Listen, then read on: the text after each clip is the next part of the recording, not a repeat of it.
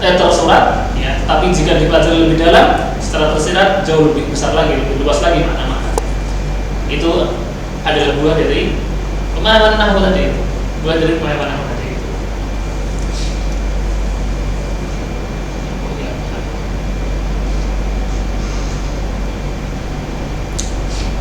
Sebelum kita mempelajari isinya, ya, sebelum kita mempelajari apa itu nahwu, apa itu shorof, apa fungsinya, ini tatarannya apa, ya.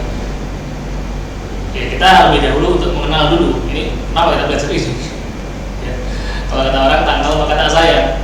Dan memang seperti sebagaimana penjelasan para ulama, ya, ketika kita mau mempelajari suatu hal yang baru, ketika kita mau belajar mulai membaca buku, jangan cari apa yang kita butuhkan dulu, apa cari kira-kira paling penting. Jangan cari yang apa kamu suka dulu, apa yang disuka dulu. Ketika sudah tahu apa yang disuka, sebagaimana para ulama menjelaskan, membaca atau belajar dimulai dari apa yang disuka dan akan diakhiri pada apa yang dibutuhkan. Semakin orang tergetuk hatinya, terpancing ya untuk mempelajari hal-hal yang ia suka, dan ternyata di dalam itu ada ilmu yang lebih luas. Akhirnya dia merasa, saya nggak bisa nih belajar di apa yang saya suka saja. Saya mulai membutuhkan hal-hal lain yang akhirnya bisa menunjang apa yang saya suka tadi, apa yang saya ingin tadi itu. Ya. Jadi kita belajar dulu nih apa itu tentang apa pengertiannya, kemudian apa itu tamrohnya, buahnya dan sebagainya. Di sini di muqaddimah dikatakan ta'rifun nahwi. Pengertian dari nahwu. Definisi dari nahwu. Kalimatu an-nahwu tutlaqu fil lughah al-arabiyyah ala 'iddati ma'ani. Kalimat nahwu sendiri, definisi atau kalimat nahwu itu digunakan untuk iddati ma'ani, beberapa makna. Minha di antaranya adalah nahwu artinya adalah jihad, arah.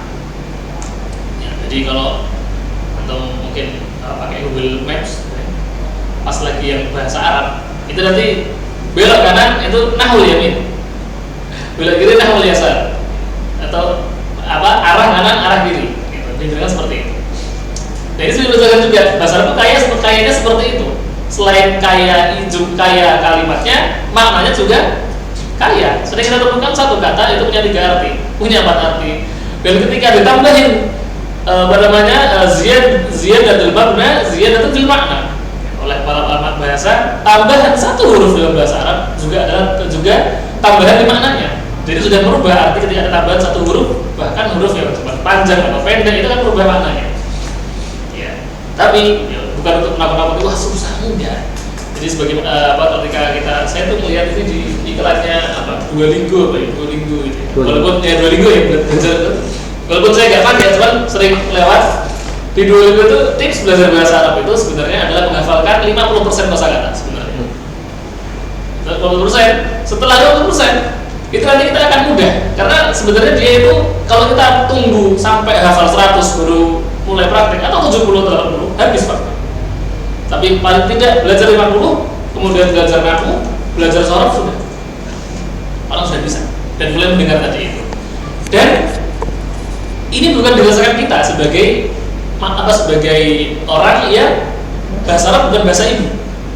Ini dirasakan oleh mereka yang menjadikan bahasa Arab bahasa ibu. Sebagian orang, bukan sebagian ya, para ulama ketika menulis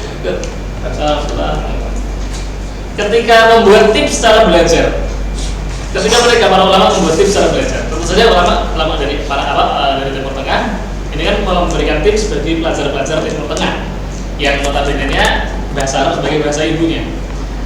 Ketika mereka membuat tips cara belajar, cara membaca, bagaimana membaca itu bisa cepat, memahamkan dan tidak membosankan.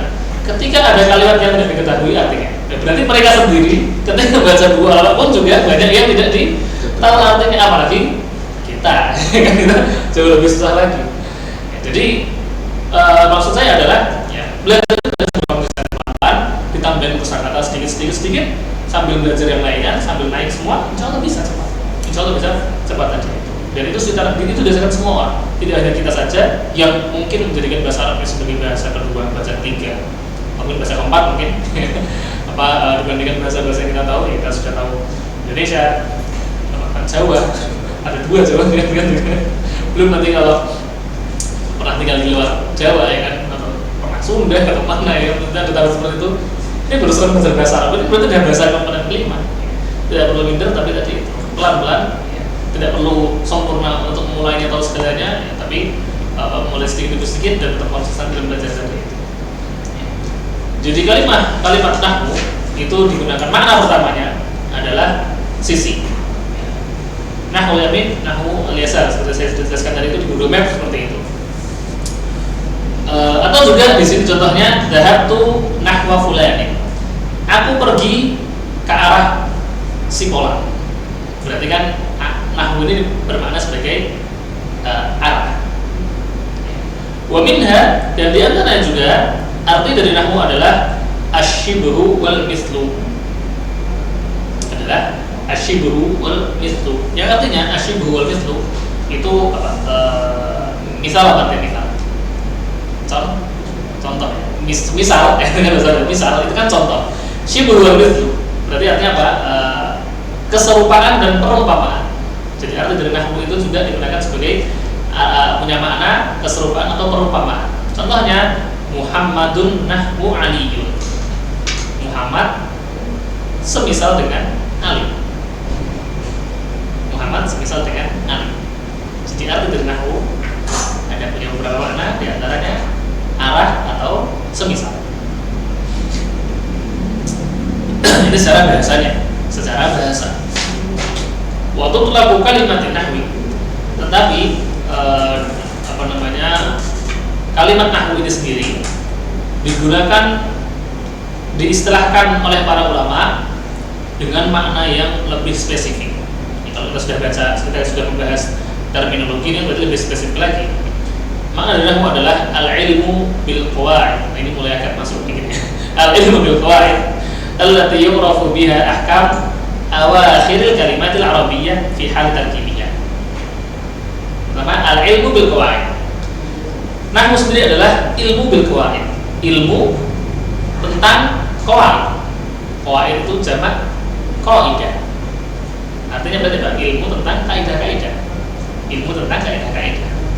Allati yang yu'rafu biha, yang dengannya kita mengetahui ilmu tentang kaidah-kaidah, yang dengan ilmu tadi itu, yang dengannya yu'rafu kita mengetahui, dapat diketahui ahkam awakhir kalimat, hukum-hukum. Ahkam jamak dari hukum.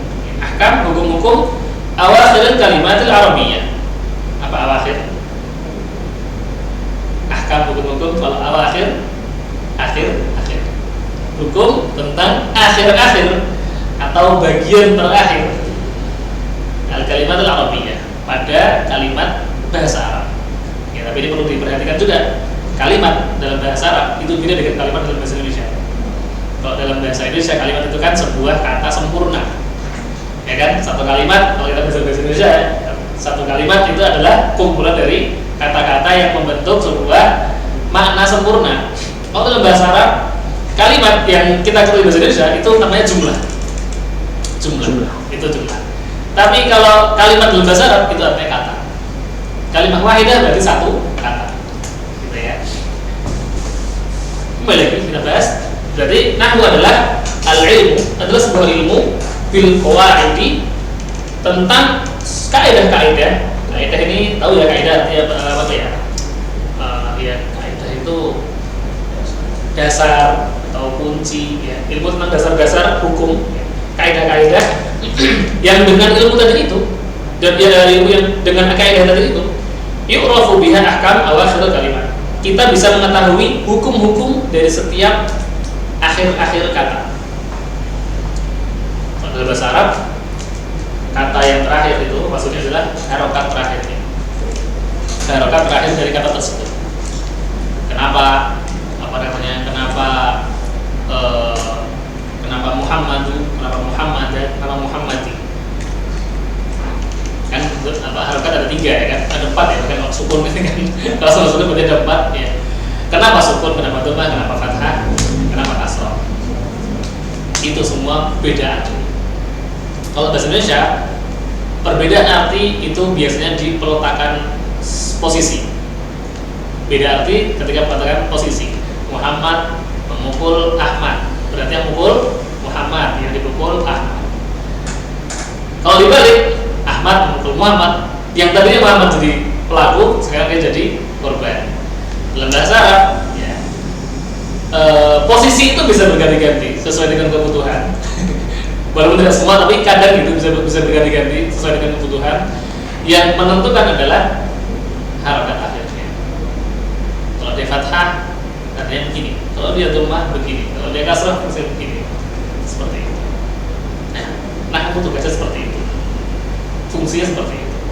Suatu hari, seorang ulama yang pertama kali meletakkan ilmu ini, dalam riwayat dikatakan namanya Sibawayh.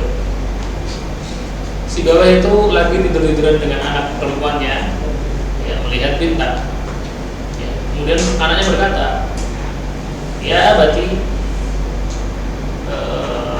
ma ajmala an-nujum. Kemudian kata bapaknya, ya, artinya saya lupa, cuman ini adalah cahayanya. Kemudian anaknya bilang, loh, saya nggak nanya, saya sedang memuji. Ma ajmal nuzum, betapa indahnya bintang-bintang. Jadi dalam bahasa Arab itu ini ya, mungkin.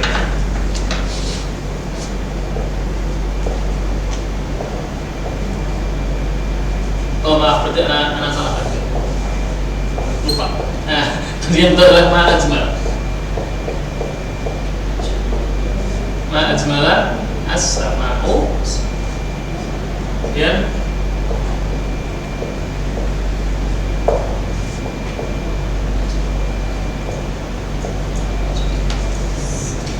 Anaknya bilang ma ajmala as-sama'u. Betapa indah, artinya yang dari sini adalah apa yang membuat langit itu indah. Jadi masalah tadi. Apa yang membuat langit indah? Bapaknya menjawab, nujumuha, bintang-bintang yang membuat langit itu indah. Ya kan? Bintang-bintang yang membuat langit itu indah. Anaknya bilang, ya berarti saya nggak nanya. Yang saya maksud ma ajmalu as-sama, saya memuji indahnya langit-langit tadi itu. Lah kata bapaknya, loh, kalau kamu pengen memuji pakai yang bawah, jangan yang atas. Itu. Akhirnya si Sibawayh tertutup, wah saya harus bikin nih kaidah tentang cara pakai ini. Gitu. Jadi kenapa kita tutup belajar nahwu? Karena ini menentukan nih dari arti dari yang ingin bilang memuji, mana cuma sama. Betapa indahnya betapa indahnya langit-langit. Karena dia salah pilih, jadi mana cuma sama. Apa yang bikin langit itu indah? Harusnya mengatakan iya masya Allah, tapi malah bapaknya bilang ya bintang-bintangnya. Jadi fungsi bahasa Arab itu kenapa diletakkan? Ya karena fungsi supaya nggak salah kata. Kenapa? Kenapa dulu nggak ada? Kenapa sekarang ada? Sebagaimana perkembangan ilmu bahasa. Jadi bahasa Arab itu dulu di zaman Rasul bukan hanya nggak ada harokatnya. Di zaman Rasul bukan nggak ada harokatnya, tapi nggak ada titiknya sampai. Jadi iya betul. Cuma sekarang kita hapus ininya. Ini aja. Nah ini kayak gini. Dan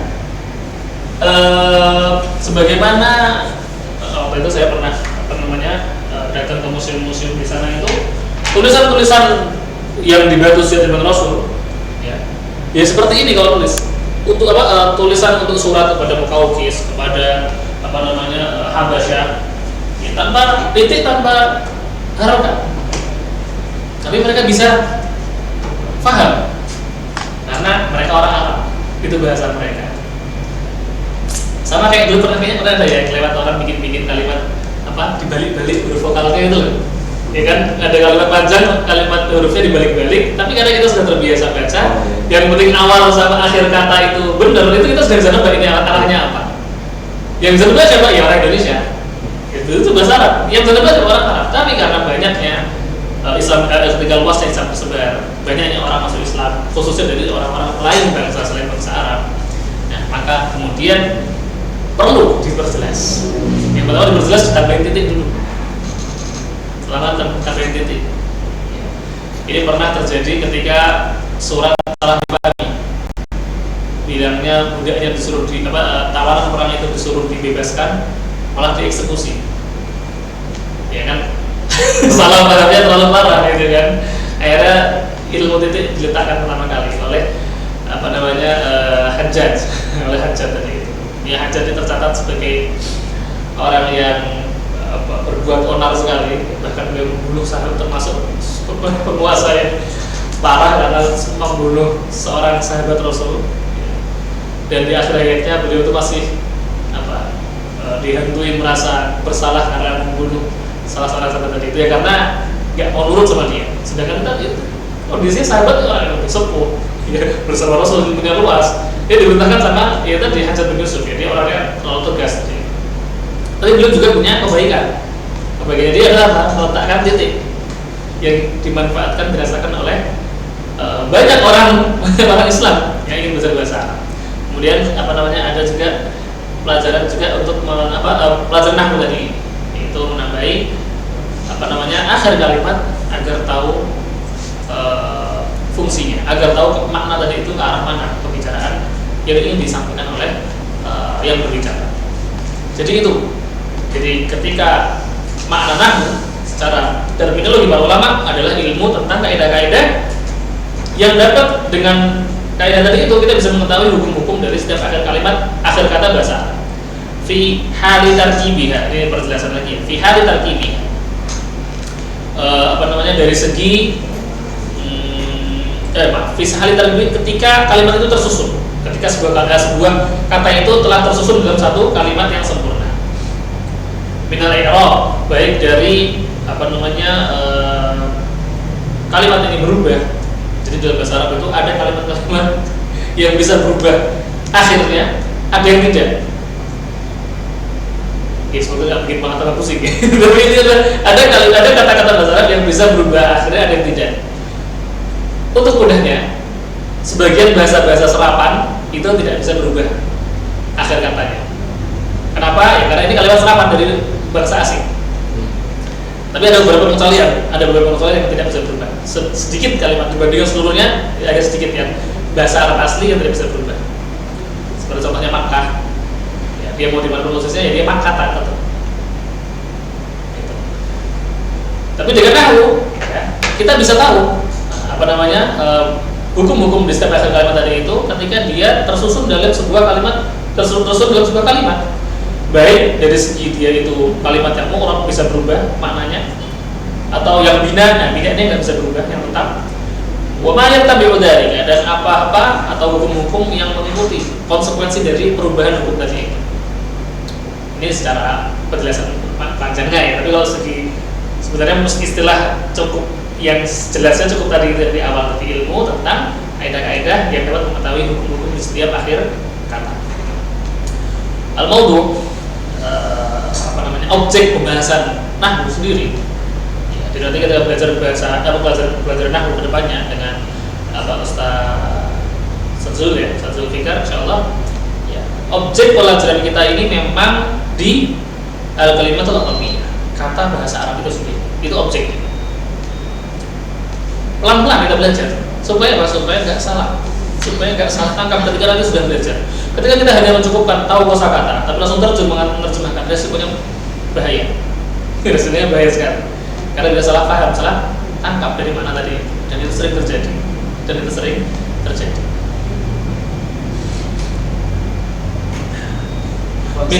Ya. Kalau tadi kan salah satu untuk mematuhi makna adalah diakhiri dengan harokat tadi ya. Yeah. Nah, tadi kan ada persepsi itu memberikan kita cerita atau tanda tanya. Yang bertanya ya, apakah intonasi pun juga tidak bisa menentukan maksudnya ini tanya apa ya? Kalau di Indonesia intonasi tanya kan ada yang pakai intonasi. Iya. Dalam bahasa Arab, pertanyaan dan ungkapan itu satu level. Jadi dalam bahasa Arab itu kalimat ini mungkin agak dalam tapi sebuah kalimat, ini kita bicara bahasa Indonesia. Kalimat dalam bahasa Indonesia itu dalam bahasa Arab ada dua, khobar sama insya. Khobar itu info, kalau insya ini lawan selain info, entah pertanyaan, permintaan dan sebagainya. Dan memang untuk khususnya kalimat yang ini, walaupun ini khobar, tapi ini adalah sebuah ungkapan yang hiperbola, betapa indahnya. Nah, kadang memang orang salah tangkap antara bertanya sama ungkapan ma ajmal sama. Tapi mungkin nadanya ma ajmal sama ma ajmal sama. Apa yang bikin langit indah? Betapa indahnya langit. Ini kan memang benar bisa sama. Mana ada seperti itu. Ya, walaupun benar memang di beberapa kalimat mereka orang Arab itu jarang salah tanpa nahwu. Bahkan orang Arab itu ketika kajian nahwu itu udah males. Ya, kayak orang Indonesia susah nilai 100 bahasa Indonesia itu ketika UN. Semakin dibaca kok benar semua jawabannya gitu. Orang Arab pun ketika belajar nahwu, ini bahasa kita dengan nada pun sudah cukup. Ya, tapi itu kemudian akhirnya membuat berefek kurang baik kepada saya pribadi, karena saya karena memang belajar belajar supaya bisa bicara, supaya saya bisa bicara. Ya, sedangkan belajar nahwu ini supaya bagaimana ketika membaca orang kita langsung bisa paham. Kalau penjelasan seperti ini kan ada pengulangan, ada intonasi sehingga salah tangkap itu sedikit sekali. Tapi kalau baca nggak bisa. Nah, dan itu kan beda, beda ininya. Jadi fungsi nahwu adalah memang khusus ketika membaca. Ketika membaca dia langsung tahu betul. Dan saya akuin saya baru serius belajar nahwu lagi itu malah ketika kuliah. Walaupun saya ketika SMP udah ketemu nahwu, SMA ketemu nahwu kan dulu di pondok ya, SMP ketemu nahwu, SMA ketemu nahwu, kuliah ketemu nahwu lagi baru sadar penting sih. Ketika sudah mulai membaca,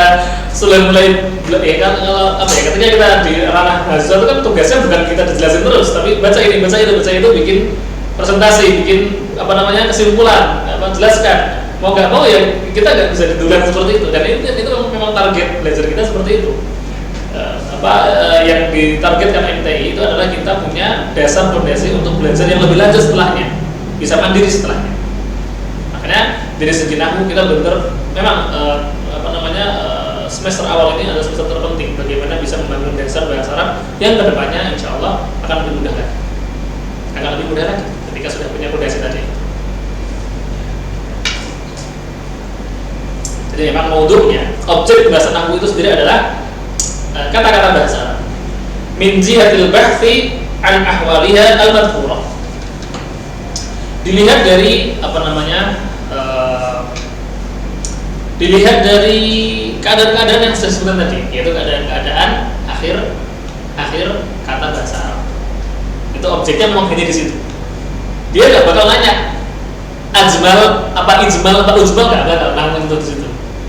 Karena nggak mungkin juga, selain nggak mungkin juga, dan memang bahasa Arab tidak merubah awal huruf, yang berubah di akhir tadi itu. Ajmalu atau ajmala, asamahu apa asama, gitu. Yang dilihat dari akhir saja tadi itu. Tanpa buah dari atau manfaat dari mempelajari nahwu tadi ini adalah watamratu ta'allumu an ilmin nahwi, dan manfaat atau buah dari mempelajari ilmu nahwu ini adalah siyanatul lisan anil khata'i fil kalamil arabi, adalah menjaga lisan, menjaga lidah kita anil khata'i, dari kesalahan fil kalamil arabi, ketika berbicara bahasa Arab. Untuk menjaga lisan kita dari kesalahan ketika berbicara dalam bahasa Arab.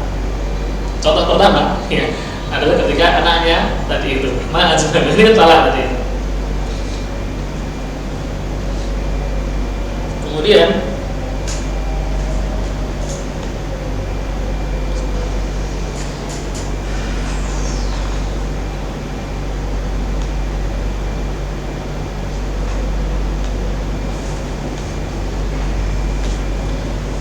Kemudian fahmul Quran wal hadits nabawi fahman sahihan. Manfaat yang kedua adalah memahami Al-Quran dan hadis Nabi fahman sahihan, pemahaman yang benar.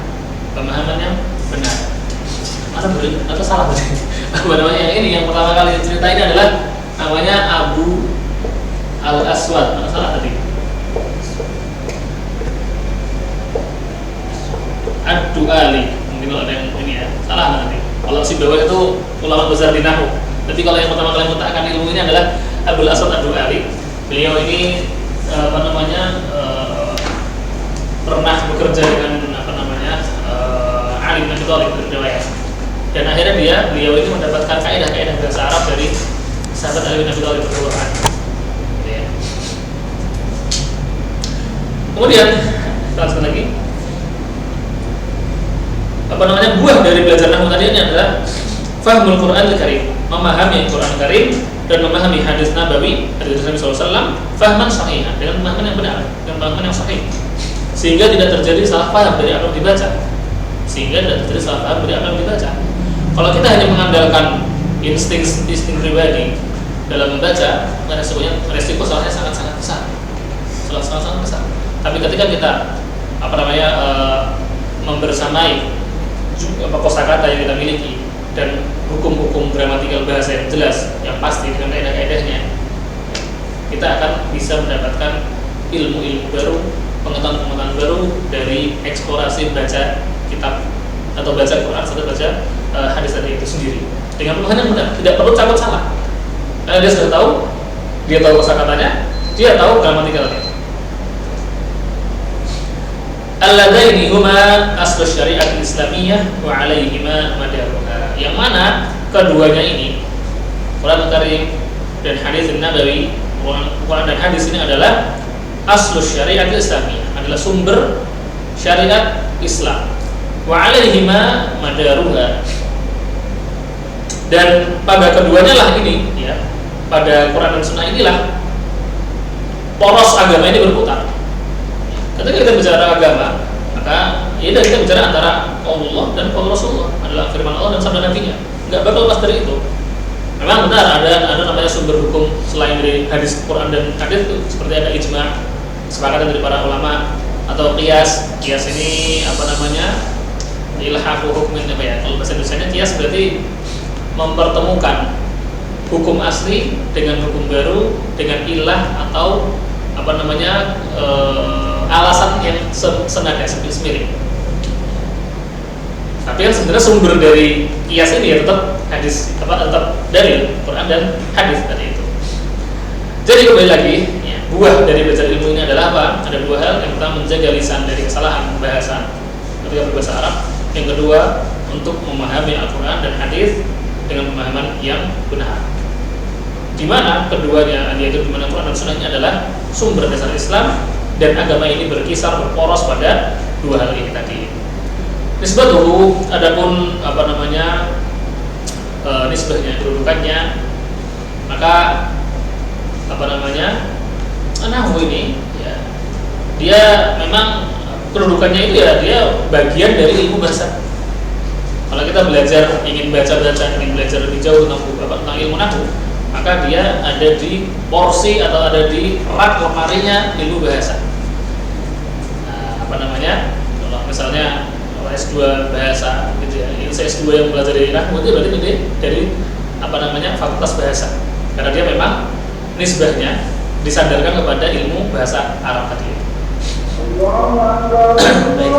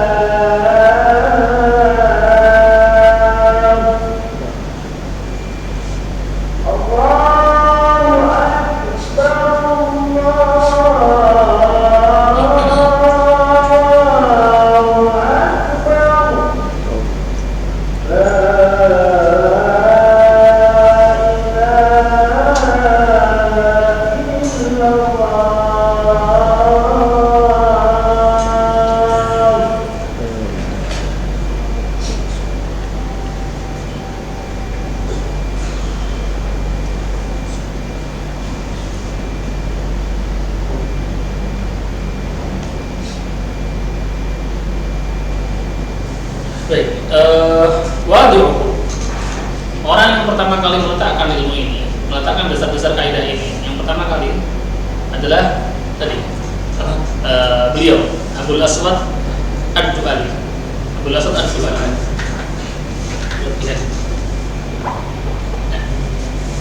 Abul Aswad Ad-Du'ali.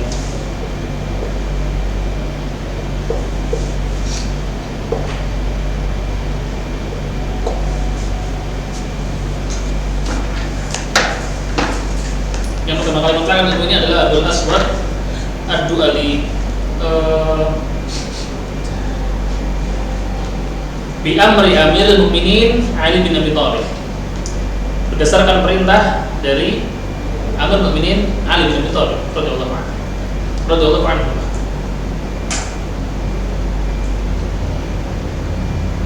Jadi memang apa namanya Abul Aswad Ad-Du'ali ini, ya, beliau itu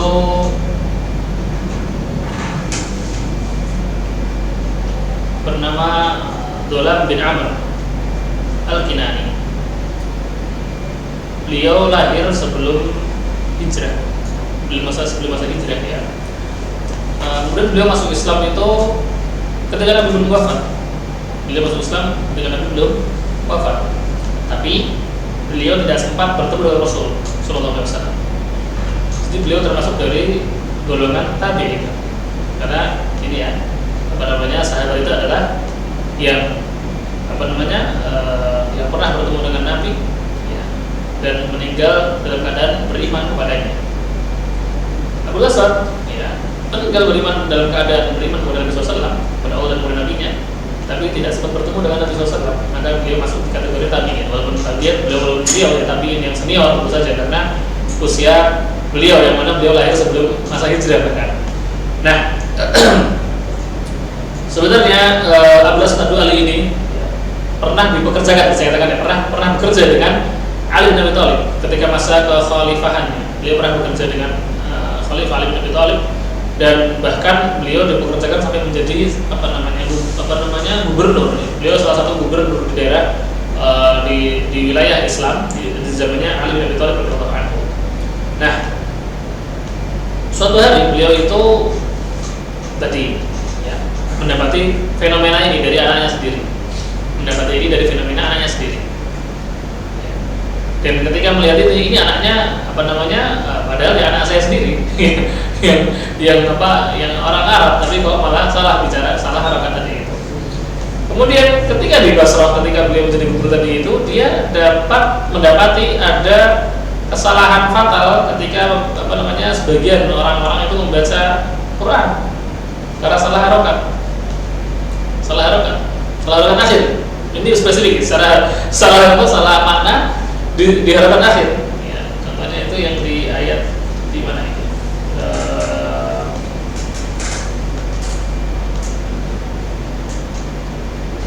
Di surat At-Taubah. Innallaha bari'un, ayat surat Taubah ayat ketiga.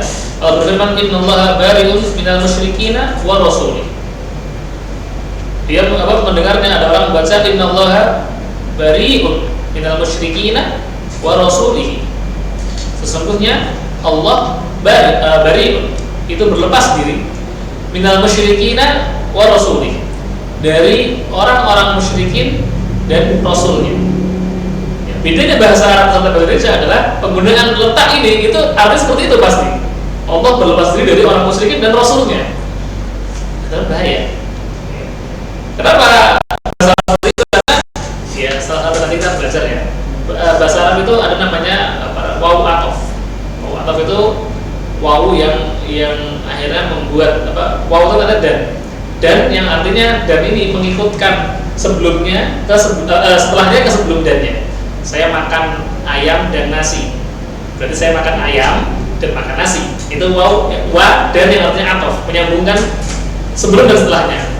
Nah, si pembaca tadi itu mengira Innallaha bari'un minal musyrikin wa rasulih. Allah berlepas diri, wa di sini ada wa atof. Sebenarnya Allah berlepas diri dari orang musyrikin dan dan rasulnya sendiri. Kemudian ini seperti ini. Yang betul adalah atofnya, atof ini atofnya bukan ke sebelumnya langsung, tapi ke Allah. Innallaha. Jadi yang betul adalah bukan warasulihi, tapi warusulahu. Jadi sesungguhnya Allah berlepas diri dari orang-orang musyrikin, begitu juga rasulnya. Fungsi seperti itu.